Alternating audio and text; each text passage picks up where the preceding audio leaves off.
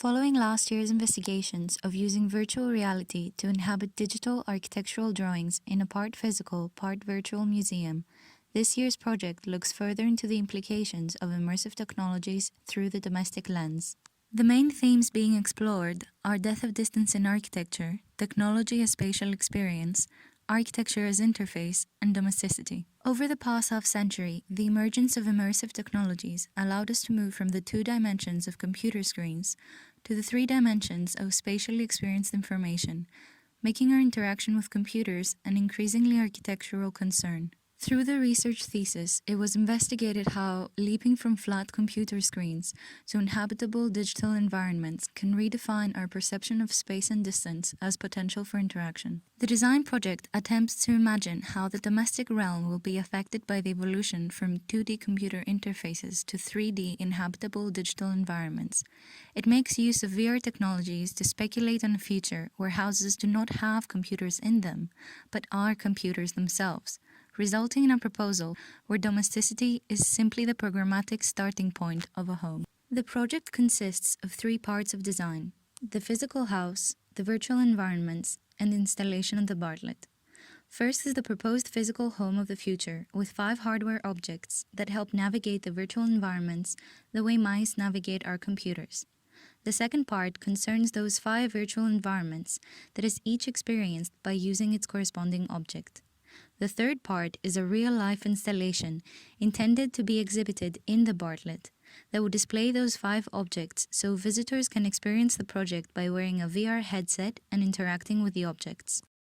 The project began with a series of virtual reality experiments that used VR to investigate how limited physical space can be augmented with overlapping spaces, eliminating the distance between our space and faraway places. Augmented work explored the potential of an augmented office, effectively imagining a living room that can become multiple workspaces and allow for the future domestication of work. Having established ways to overlap space, augmented living explored how the placement of the transitions can become more strategic to establish an architecturally cohesive way of leaping between worlds. Starting from the famous Glass House by Philip Johnson, portals disguised as door thresholds take inhabitants to imaginary extensions of the home. The third investigation, Augmented Travel, explored how the limited living space can fit immense environments, like entire cities, potentially allowing for virtual travel to places all around the world. Welcome to St. Mark's Square. The project has been completed during the COVID-19 pandemic, which has interestingly brought the above research into sharper focus. It has highlighted that questions about eliminating distance through technology and living communally online are increasingly relevant.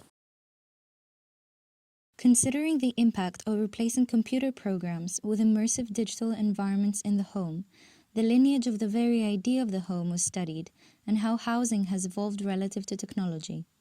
Noticing patterns of adaptability and responsive growth, metabolism as a movement in parallel with housing typologies were studied, setting the premise of a kinetic living module that responsively takes on the shape of the virtual activity.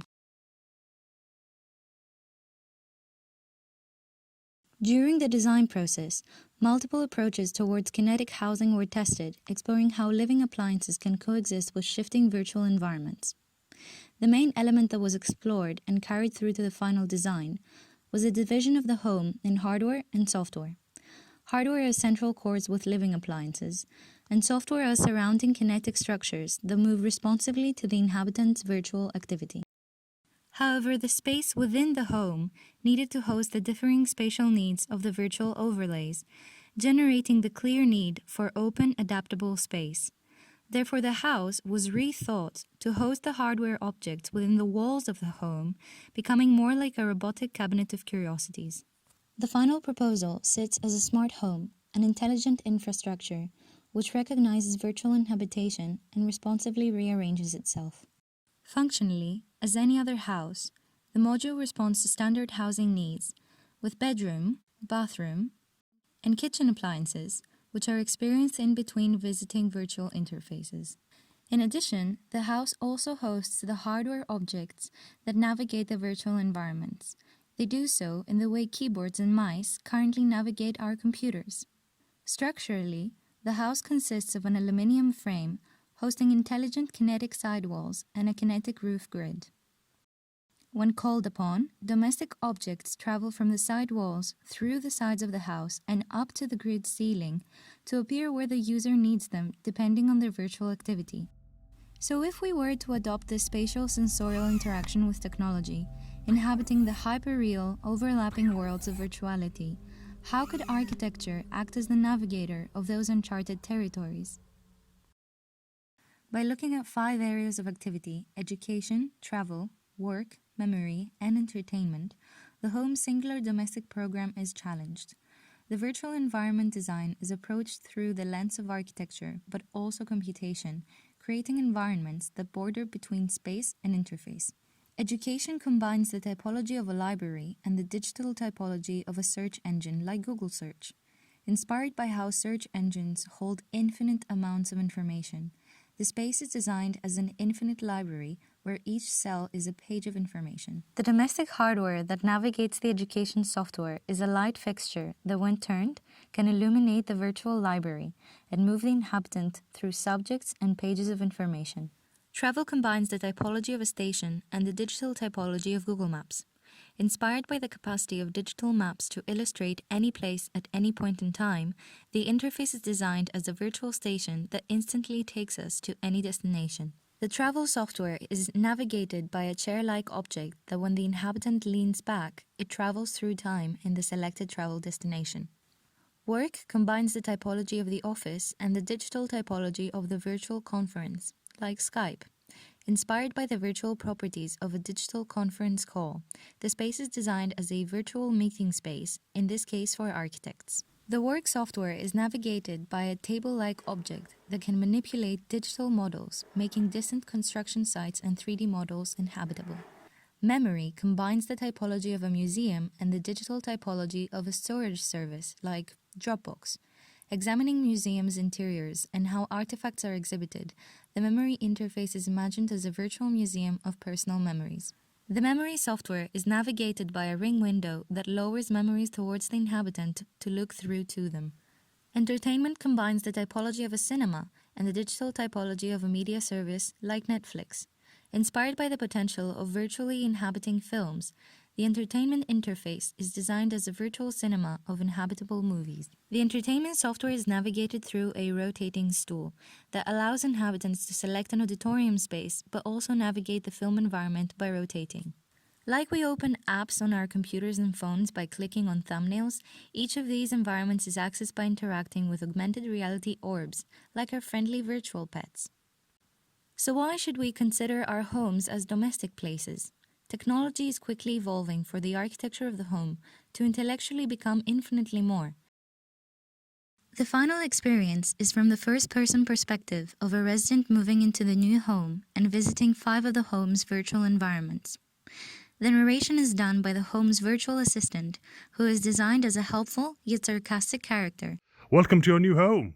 Additionally, lighting has also been employed to help inhabitants navigate the mixed reality home. In the physical environment of the home, digitally mediated lighting, or smart lighting, responds to the inhabitant's virtual activity, almost like an intelligent character, becoming dimmer or brighter, depending on whether the inhabitant is in physical, augmented, or virtual reality. On the other hand, in the virtual environments, colored lighting gives the environments distinct identities. The 2 elements that define the project are the VR interactive experience that requires wearing a headset and the physical haptic installation that requires the physical objects with attached sensors.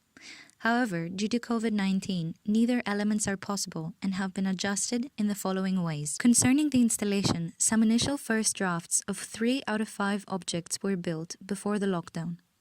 However, to capture the intended quality of the objects, the planned installation and a space in the Bartlett were digitally modeled, adding another layer of virtuality in the final film. Concerning the VR experience, the alternative representation is film. VR, however, is not just about seeing, but about doing. In the experience, all the objects, when interacted with, trigger an animation in their respective environments. For instance, the work table triggers the scaling up of the digital model. Objects can be touched and pushed. Lighting and sound appear depending on the position of the person in space, and selectively rendering planes give the illusions of portal objects. This was all achieved by embedding the spaces with code and rigorously testing the interaction. Additionally, in VR, there is no backstage behind a camera and spaces are built for 360 habitation.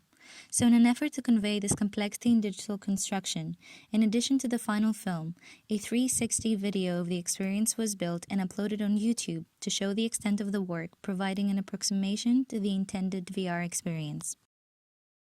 The result is a domestic module constructed and experienced through virtual and physical reality. It explores the design implications of spatializing computer interfaces by extending domesticity beyond the physical and programmatic restrictions of the home, allowing it to become infinitely more. Enjoy.